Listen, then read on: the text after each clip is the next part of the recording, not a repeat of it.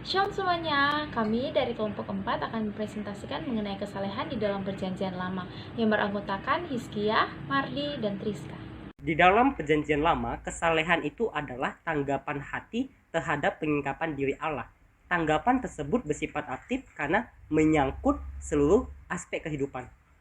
Jadi ada 3 unsur dalam kesalehan. Yang pertama adalah takut akan Tuhan. Di dalam Keluaran 20 ayat 22 dikatakan bahwa takut akan Tuhan bukan berhadapan seolah-olah kita tidak kenal atau kita tidak mengetahui, tetapi kita menyadari dengan sadar siapa Allah itu sebenarnya. Ketakutan akan Tuhan dalam orang Ibrani itu sangat unik. Karena orang-orang kafir pada masa itu, mereka takut akan roh-roh yang berusaha mereka tenangkan. Sebagai contoh, John Murray berkata bahwa orang Yunani selalu takut akan roh-roh yang berusaha mereka tenangkan.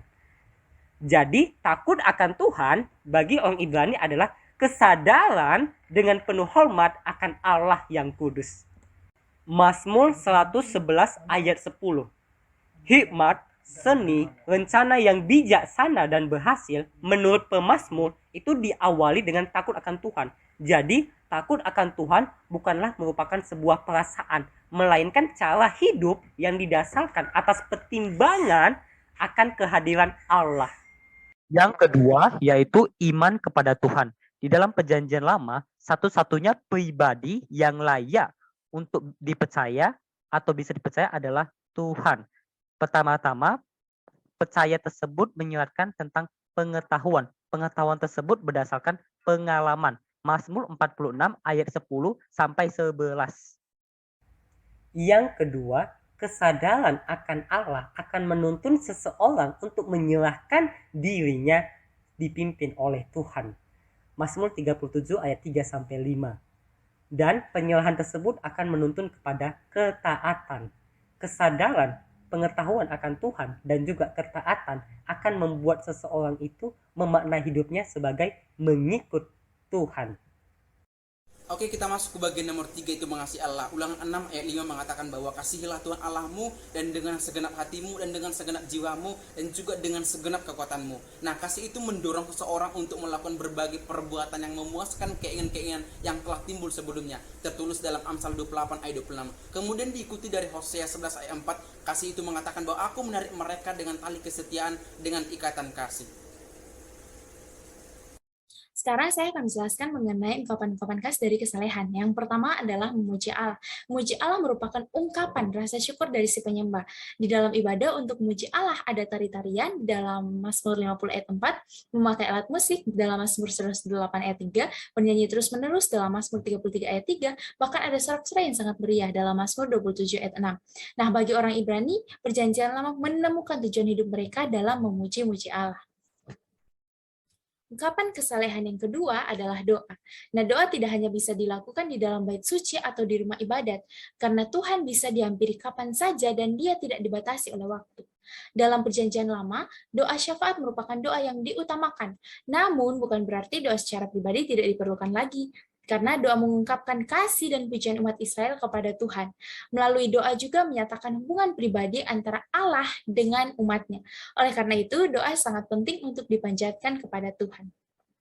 Ungkapan yang terakhir atau ungkapan yang ketiga adalah memuliakan Tuhan. Memuliakan Tuhan adalah membiarkan kelayakan dan hakikat Tuhan menjadi nyata. Akibat dari keberdosaan manusia, maka manusia tidak bisa melihat kemuliaan Allah, sehingga kemuliaan ini berkaitan dengan penyembahan kepada Allah. Karena melalui penyembahan, kita bisa menikmati hadirat Allah, dan juga terwujudlah keindahan dan kemuliaan Tuhan. Penyembahan yang dilakukan akan membawa kita untuk menikmati Dia sepenuhnya, yang berarti memuliakan Tuhan.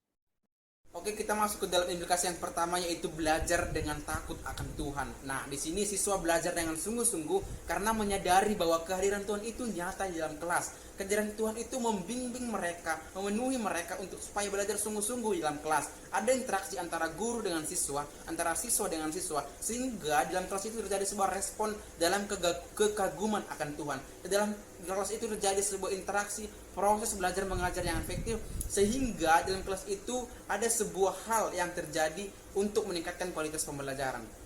Oke, kita masuk ke dalam implikasi pendidikan yang nomor 2, mengikuti ibadah dengan taat. Siswa bersukacita mengikuti devosi dan chapel.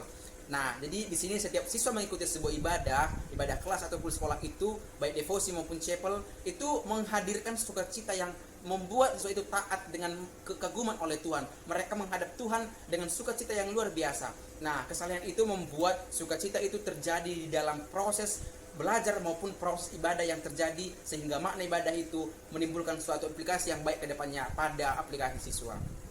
Oke, kita masuk ke dalam implikasi yang ketiga, berdoa sebelum memulai sesuatu. Nah, kata berdoa di sini membangun sebuah hubungan relasi yang khusus dengan Tuhan. Nah, siswa berdoa sebelum melakukan sesuatu untuk menyerahkan dirinya dipimpin oleh Tuhan. Nah, arti di sini bahwa ketika siswa ingin belajar, ketika siswa ingin melakukan atau bertindak di dalam kehidupannya, bertindak dalam aktivitasnya, memerlukan pimpinan dari Tuhan, memerlukan pimpinan dari Kristus untuk menyertai mereka dalam setiap hal yang terjadi dalam kehidupannya. Jadi kesalahan itu membuat seseorang itu taat dan juga setia dalam doa mereka.